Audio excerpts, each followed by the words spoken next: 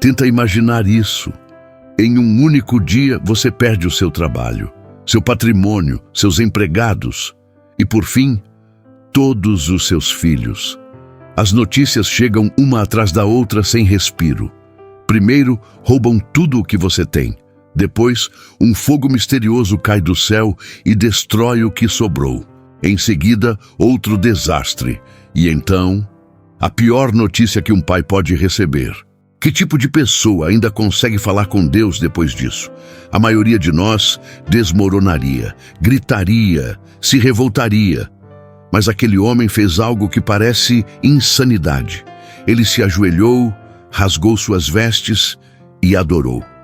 Hoje nós vamos caminhar pela história de Jó, o homem que perdeu tudo, encarou o silêncio de Deus, discutiu com amigos, questionou, chorou e mesmo assim descobriu um tipo de fé que não depende de respostas. Fica comigo até o final, porque o que aconteceu com Jó pode mudar a forma como você enxerga as suas próprias lutas. Antes de virar símbolo de sofrimento, Jó era o retrato da estabilidade. A Bíblia o descreve como um homem íntegro, reto, temente a Deus e que se afastava do mal. Ele era rico, muito rico, rebanhos aos milhares, servos, terras, honra na comunidade. Em linguagem de hoje, diríamos que ele era um homem realizado, respeitado, próspero, conhecido como alguém de caráter. E além de tudo isso, tinha uma família numerosa, 7 filhos e 3 filhas. Eles se reuniam com frequência para banquetes, celebrando a vida juntos.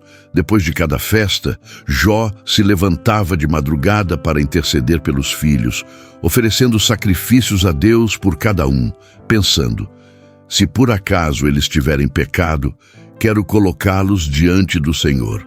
Jó tinha tudo o que muitos sonham em ter: bens, saúde, família, respeito. Nada indicava que uma tempestade estava a caminho. Só que, por trás da realidade que os olhos humanos viam, algo acontecia no mundo espiritual. A Bíblia descreve um dia em que os filhos de Deus se apresentaram diante do Senhor. Entre eles, aparece Satanás. Deus, que conhece tudo, pergunta: de onde você vem? E ele responde com frieza: de rodear a terra e passear por ela. É como se dissesse: estou observando, procurando brechas. Então o próprio Deus destaca Jó: você viu o meu servo Jó, íntegro, reto, temente a Deus e que se desvia do mal. Deus coloca Jó como exemplo diante do acusador. Mas Satanás lança uma suspeita: será que Jó te teme de graça? Não é porque o Senhor cercou tudo o que ele tem? Família protegida, bens multiplicados, tira tudo isso dele e o Senhor verá se ele não se volta contra ti. É como se o acusador dissesse: ele não ama a Deus, ele ama o que Deus dá. E aí acontece algo que nos desconcerta: Deus permite a prova. Tudo o que ele tem está em tuas mãos, só não toque na vida dele. Jó não ouviu essa conversa, não recebeu aviso. Porém, a partir desse momento, uma batalha invisível começaria a se manifestar na vida concreta daquele homem. O dia provavelmente começou como qualquer outro. Servos trabalhando, animais pastando, a rotina de um grande patriarca. De repente, um servo chega ofegante. Jó, os bois estavam arando e as jumentas pastando por perto. Inimigos atacaram, levaram tudo e mataram os servos. Só eu escapei. Antes que Jó consiga processar a notícia, outro mensageiro aparece. Caiu fogo do céu, queimou as ovelhas e os servos. Só eu sobrevivi. Em seguida, um terceiro homem irrompe pela porta. Os caldeus fizeram um ataque organizado, levaram os camelos e mataram mais servos. Só eu fiquei vivo. 3 golpes. Riqueza destruída. Segurança financeira desfeita, mas o golpe mais brutal ainda estava por vir. Um quarto mensageiro entra transtornado, quase sem conseguir falar. Seus filhos e filhas estavam reunidos na casa do mais velho. Um vento muito forte veio do deserto, atingiu a casa, ela desabou. Todos morreram, só eu escapei. Em questão de minutos, Jó vai do topo da prosperidade ao abismo da perda total. Bens, servos, status e, sobretudo, seus 10 filhos. Que tipo de oração sai da boca de alguém depois de uma sequência assim? Jó se levanta, rasga sua roupa, raspa a cabeça em sinal de luto, se prostra com o rosto em terra e adora. Ele declara: nu eu saí do ventre da minha mãe e nu voltarei. O Senhor deu, o Senhor tomou. Bendito seja o nome do Senhor. A dor não some, o luto não é anulado. Mas no meio do caos, Jó escolhe reconhecer que tudo o que ele teve sempre pertenceu a Deus. A fé dele não era cega, era consciente. Ele sabia quem Deus era, mesmo sem entender o porquê da tragédia. No mundo espiritual, um novo encontro acontece. Mais uma vez, Satanás aparece diante de Deus. O Senhor declara: você viu meu servo Jó? Mesmo depois de tudo, ele continua íntegro. O acusador rebate: pele por pele.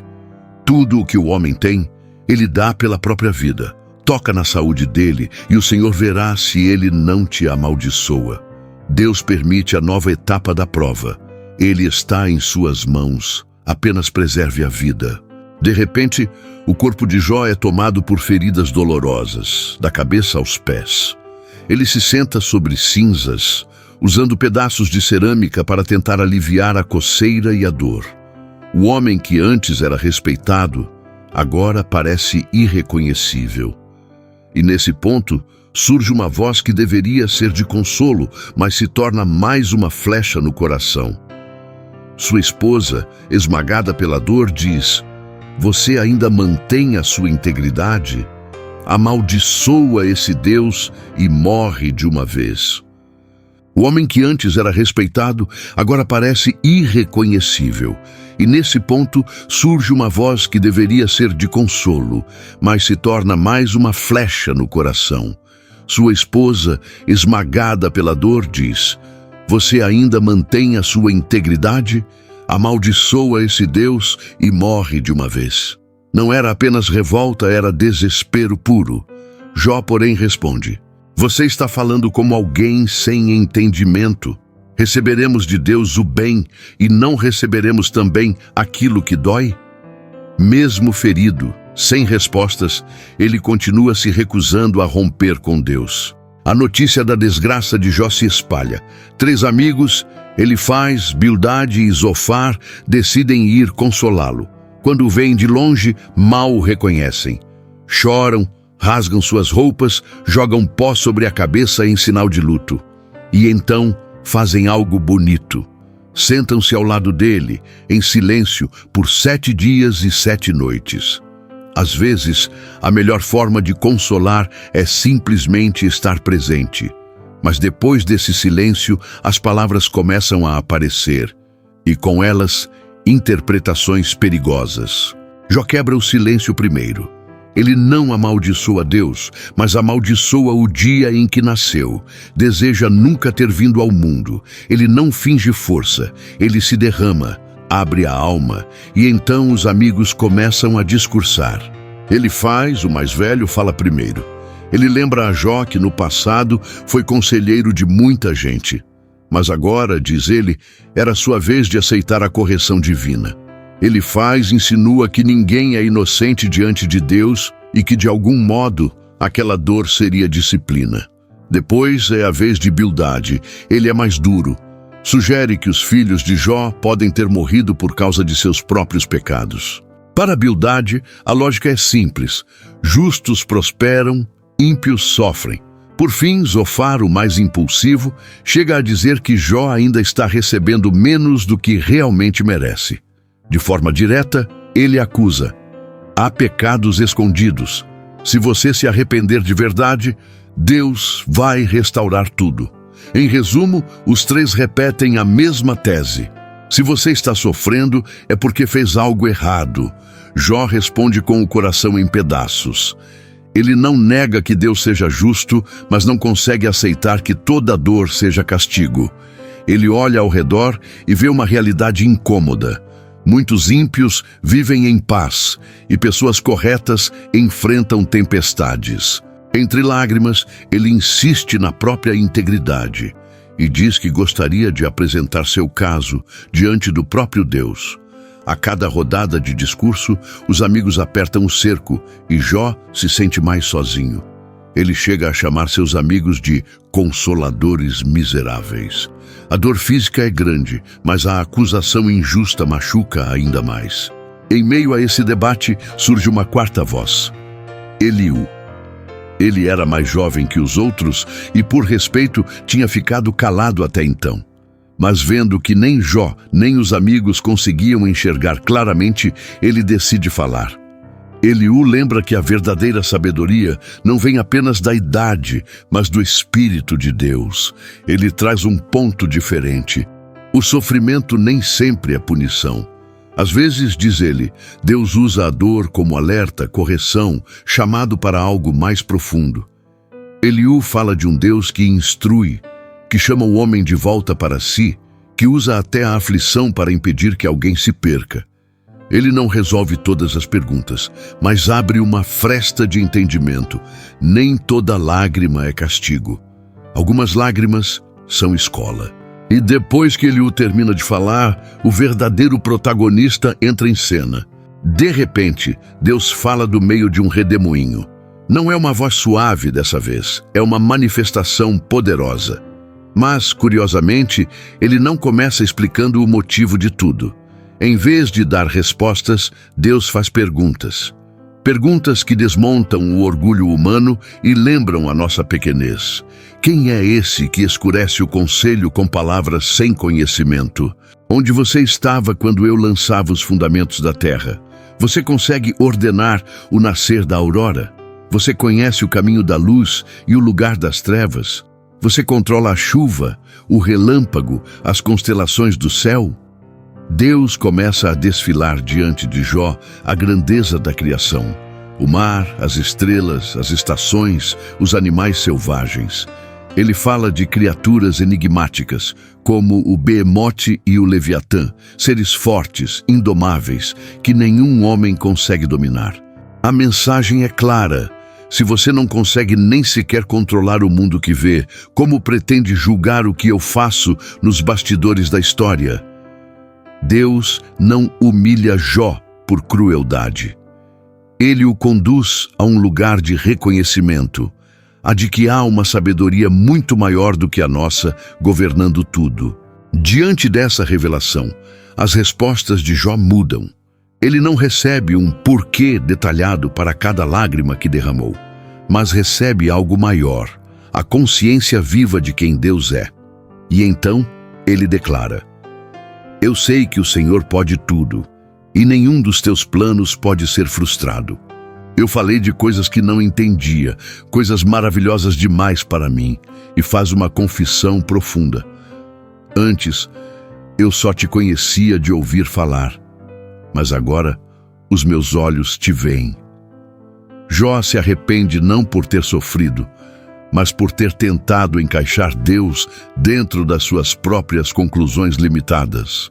Ele se rende, não porque tudo passou, mas porque, em meio ao caos, ele finalmente vê o caráter de Deus de forma mais clara.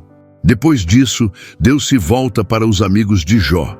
Ele repreende Elifaz, Bildade e Zofar por não terem falado corretamente a respeito dele. Eles haviam usado palavras religiosas, discursos bonitos, mas cheios de julgamento e arrogância. Deus manda que eles levem sacrifícios e pede que Jó ore por eles.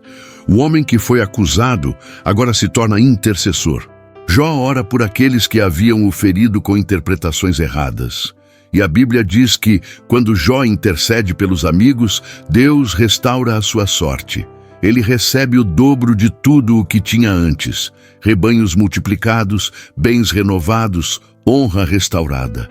Mas, mais do que bens, Deus lhe dá novamente filhos e filhas.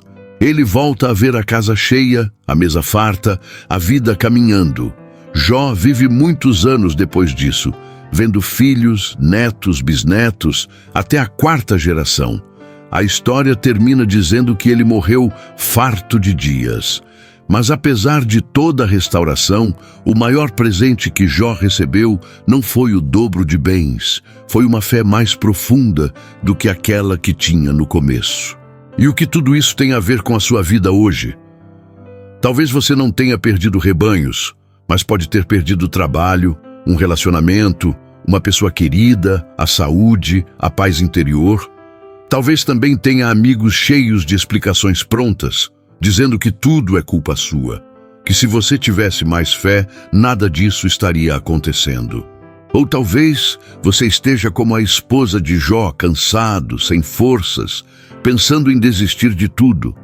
A história de Jó não existe para romantizar o sofrimento, nem para dizer que tudo vai acabar dobrado. Ela existe para nos lembrar que a verdadeira fé não se apoia em respostas claras, mas no caráter de Deus. Jó não descobriu o porquê de cada lágrima, mas descobriu o quem estava com ele em meio à dor. O segredo de Jó é esse: quando a gente não entende o porquê, ainda pode confiar em quem Deus é. Um Deus justo, presente, que vê aquilo que ninguém vê e que continua soberano mesmo quando a nossa vida parece fora de controle. A dor não é o último capítulo. Para Jó, o sofrimento foi o caminho doloroso que o levou a uma experiência mais profunda com Deus. E de alguma forma, também pode ser assim comigo e com você. Se essa história tocou o seu coração, eu quero te convidar a continuar essa jornada. Aqui no canal, cada episódio te leva mais fundo nas histórias da Bíblia e no Deus que transforma dor em propósito. Inscreva-se, ative o sininho e compartilhe este vídeo com alguém que está passando por um tempo difícil. Que assim como Jó, mesmo em meio às tempestades, você descubra um Deus que não abandona, que fala, que restaura e que continua digno de adoração, mesmo quando tudo ao redor desmorona. Deus te abençoe. Até o próximo episódio.